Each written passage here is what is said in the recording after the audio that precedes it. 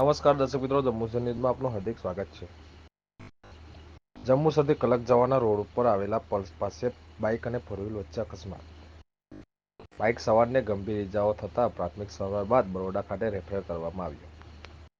ટંકારી ગામના આસિફ સાદિક Patel PGP glass કંપનીમાંથી નોકરીથી પરત ઘરે જતા હતા. તે દરમિયાન ખરાઈના પુલ પાસે બાઇક અને ફોર વ્હીલ વચ્ચે અકસ્માત સર્જાયો હતો.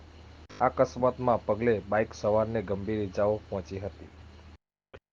ઇજાગ્રસ્તને 108 મારફતે જંબુસર સબ ડિસ્ટ્રિક્ટ હોસ્પિટલ ખાતે લાવવામાં આવ્યો હતો. ફરજના તબીબે પ્રાથમિક સારવાર આપ્યા બાદ બાઇક સવારને બરોડા રિફર કરવામાં આવ્યો હતો. આ બનાવને અંગે વધુ તપાસ જંબુસર પોલીસ ચલાવી રહી છે.